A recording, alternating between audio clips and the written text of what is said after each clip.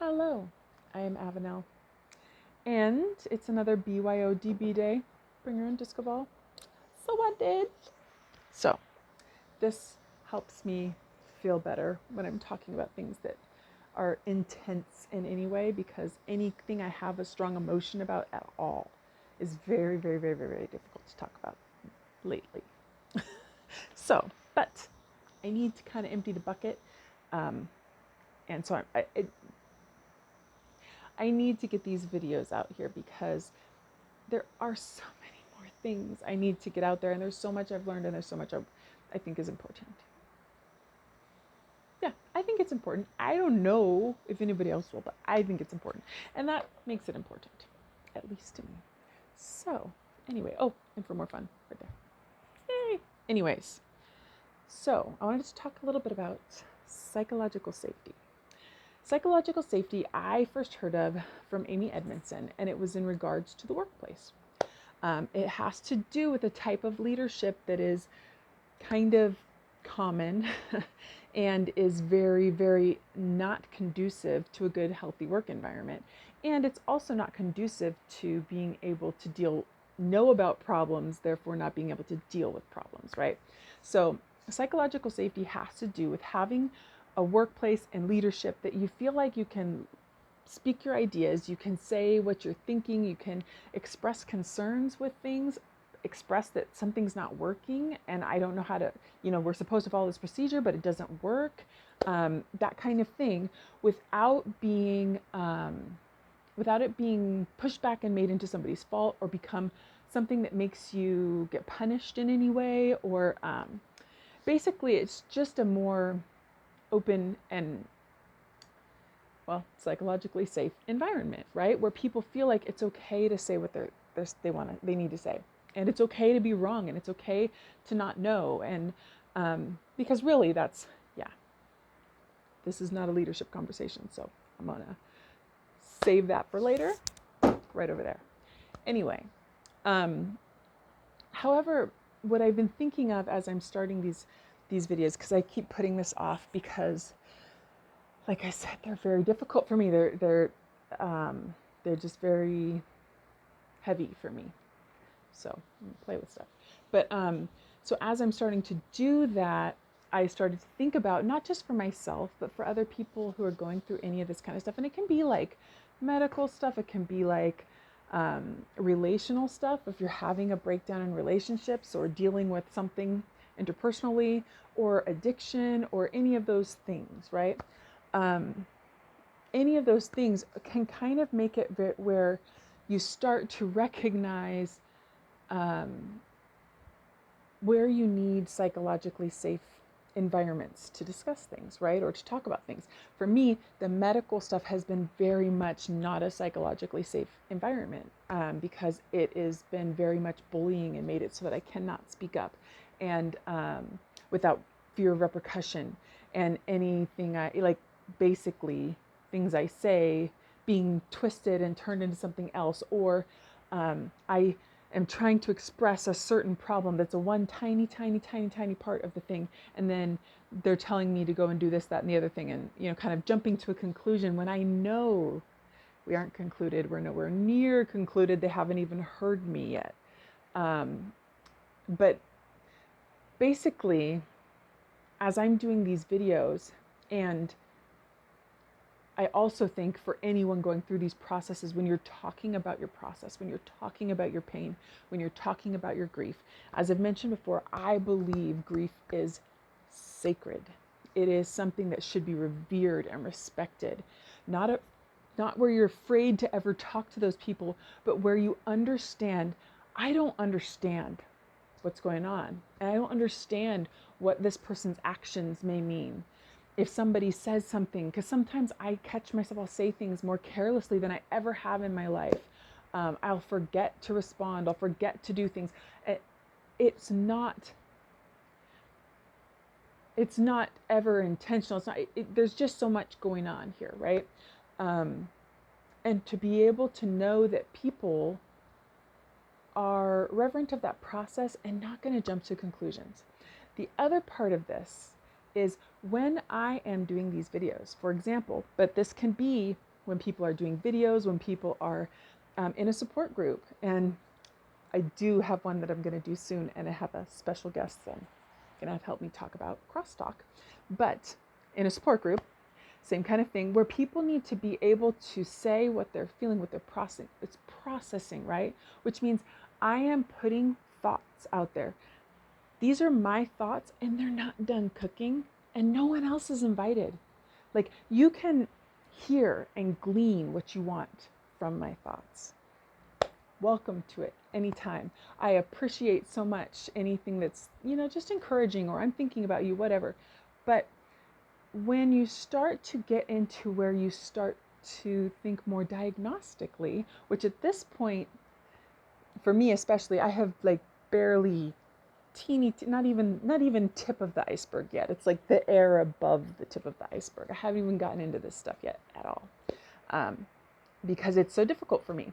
So then when I do start to dip into that, I need a psychologically safe environment. I need to know that I can just say these things, and people are going to assume the best, and they are going to, if I say something a certain way or whatever, they're going to recognize that I probably didn't intend it that way. They're not going to assume that, oh, these videos are made because it's directed at me, or because that's the thing that for me, I'm always worried people are going to take things that way. When I'm talking about issues, I am really talking about things that have dawned on me. I don't know where, I don't even remember who or how oftentimes, except for if it's a specific doctor, then usually I do, but we won't talk about that. But I also know that I've seen it, and I've probably been a perpetrator many times where people will say something and I give back a response. Well, have you ever thought of this? Did you try that? Should you go here? Have you done this? It sounds like this. When people are in this processing phase, like I said, we are trying.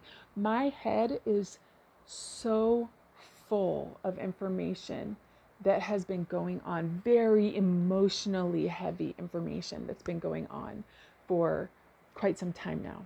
And not only that, but as I have uncovered some things about my life that I'm realizing about myself, it's hitting me how much of my life I have spent, not that if I had understood these things so long ago, there's so many years of like hating myself I would have never had to go through. So anyways, which is a whole other kind of grief, right? But what I'm saying is psychological safety means we assume the best of other people. We don't immediately react to what they say. Because that's the other thing, is it's like sometimes, and I've had this in work, I've had this in so many friends in my life. Sometimes I can say something and I'm always afraid. I can't remember. Like, basically, I'm afraid like I say one thing and then it's like it launches 1,000 ships. And I'm like, I didn't even know that was in order. I just said a word because I was thinking about a word and I was trying to figure this out. And then all this stuff starts happening, right? Psychological safety, you need to know that your words are going to be, you can put them out there. Nobody's going to jump to anything. Nobody's going to panic. Nobody's going to think anything. They're just going to take it into consideration, patiently, slowly, softly, gently, and not ever jumping to a conclusion or a resolution. Because that's the other thing. This is my process. This is my grief, and it's not a resolvable situation. There are things that I hope to glean. There are improvements I hope can be made, but this isn't something that can just be solved. This is something that has to be navigated. My world's not going to just change because, I find this one thing I never considered before. I've been living this every day. I've been thinking about so many possibilities. And I mean, this is like this recent flare up has only been a couple years, but basically I've been doing the same thing my whole life, maybe to a lesser extent, because I've always been struggling. And so psychological safety is extremely important. And so I'm putting it out there because for me, so just, yes, so anybody knows, like, when I'm putting it out there, I'm not expecting a response to these at all. I can't handle a response to these. Like I said, when I'm putting these ones out there, I'm not even editing them. I'm not rewatching them. I'm not anything. I have to dump the bucket and go, because if I start looking at it, then I feel like, oh, I should say it differently. I should change it. And then I have to re-record it. And this is emotionally exhausting for me. Like, I can't even express it. But I know that it is part of the process that needs to happen. For one thing, like I've said, I do need a place that this information is so that other people can understand what's going on a little bit. But it's like a peek in. You can look in, but you cannot come in. You cannot start trying to fix it or resolve it or whatever. You can take whatever, and you can think whatever you want to think. You can meditate on it for a little while, but know that every time I'm putting one of these out there, it's super incomplete. I have no doubt forgotten 1,000 things, maybe repeated way too many things way too many times. I don't know. It's such a jumble. So, so for me, but also because I think that sometimes when you're beside people going through these processes, I understand the intention. I do. I understand why we do these things that are very psychologically unsafe, and because we don't know what else to do.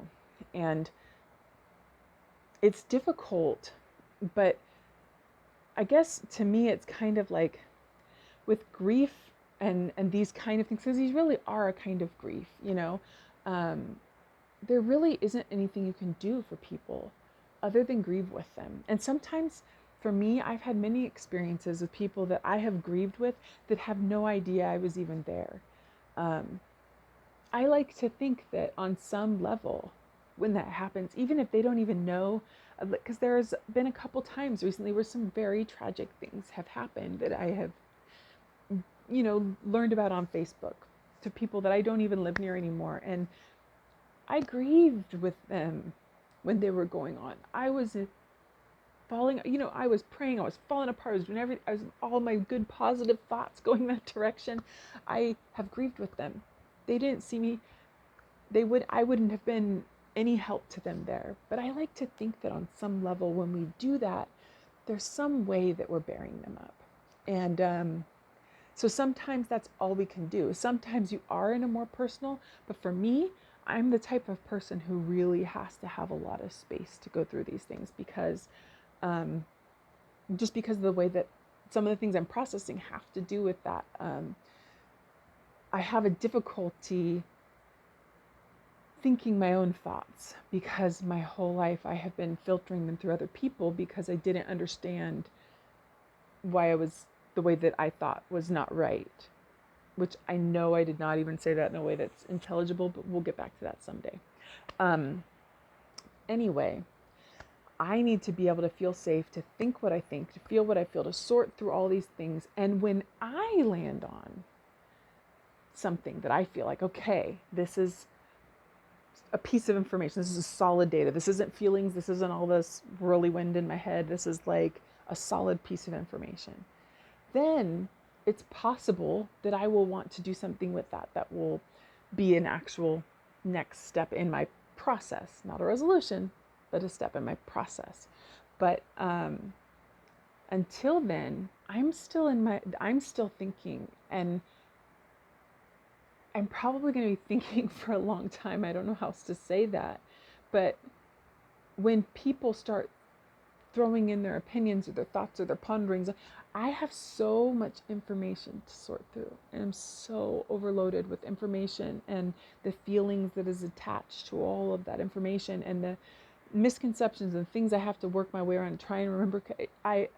Having anybody else give me any more information is like the most harmful thing that can be done right now. I am not in a place where I can process that. I'm not saying like so for example, if somebody were to send me information saying, hey, I've seen this, that, and the other thing about what you're dealing with. I have no idea if this is anything like what you're dealing with, but this is a doctor that I know that's in your area that's blah, blah, blah, and this is how you contact, and give me super, super, super, super specific, that someday maybe I can do something with if I want to. That's one thing. But to tell me something along the lines of, have you ever considered these possibilities? Have you ever considered these possibilities? This is a possibility. I have a friend who, I did this. Those kind of things, I can't. It makes my brain explode, and eventually my temper. Maybe both at the same time. I don't know. They're kind of, attached. But it's just confusing and frustrating, and my whole world is super confusing and frustrating. And so for me, that is one of those things that when people, so that whole psychological safety thing, right? I know, I'm sorry, I'm all wibbly wobbly in my brain. But so when people, so if I put something out there and let's say a video or a concept, or I'm talking in a group and I say this thing and then people start doing things and, conclusions are made and all, then what happens is that the next time I don't feel like I can say anything because I'm afraid it's gonna, because then I have to think before I say it. How is this person going to perceive this? What is this person? Will this person think this? What's this person going to think? Is this person going to, what about people who are dealing with, what are they going to think? I can't do that anymore. That has been my whole life, is trying to anticipate what everyone around me is going to think because I don't know what's acceptable. And so I am going to just be unacceptable with my disco ball and my crazy stuff. And I'm just going to say what I'm thinking and what I'm feeling, what my process is right now, because it's the only thing I can do. And when I start trying to think about the fact that anybody is thinking things and making connections, it makes it harder to make these. And I need to get this out there. And the same thing is true in group settings when you're doing group therapy. And there's a vulnerability in this that has to be revered as well. That this is something that you have to be slow and gentle and patient with, and take some time to think about, contemplate. And I think that the other issue is, I know that the more that people, the less psychologically safe an environment is, the less communication is received from people that are, like, in my situation, obviously it would be me. I'm the one who is kind of like, I'm always in the low position, and there's higher ups everywhere, right? Like, I've never been in a position of like, anyway, so the less I put out there, because I'm afraid of people acting on it, jumping to conclusions, doing whatever, I know that the more people are watching for the information, because there isn't any, and so they're just really wanting the information. So when something comes out there, then all the more they jump on it, which then makes it less, and it just becomes this process of just driving everything the wrong direction. And so anyway, I know I'm putting way too much detail, and I'm talking about it way too much, because I can just never tell if I got to the point or not. Because all this stuff is stuff that is so solidly understood in my mind, but it's like intuitively understood. Like I totally understand these things, and I know when something's being violated. I know when that's not safe communication. I know when that's, but it's so difficult to verbalize, because it's like books and books and books and classes and classes and classes worth of stuff that's, I don't remember who, and so it's like, I don't have the words for it. But if you have anybody going through these things in your life, anything that you're in a supportive role, that you are trying to be supportive, but you don't know how to do it well, or you're afraid you're going to do the wrong thing, I would definitely recommend Amy Edmondson, the psychological safety, like in the workplace, and just try to understand the concept as it is in the workplace, and then carry it over. And because I think that once we start to understand these concepts, you do realize they carry over into other realms as well. But and then I also think that any kind of support group is good for anybody. If you have somebody that going through any kind of process of this stuff, you don't tell them to do a support group. Don't tell them they need counseling. Don't tell them anything like that. But if you're feeling like, I don't know what to do to be supportive, a support group is the perfect place, because the support group supports you. And once you are supported, you understand a little bit better. And support groups have a lot of rules that help you understand what safe communication is like Al-Anon, there's grief groups, there's, and I would recommend specifically ones that are more like Al-Anon and not like random,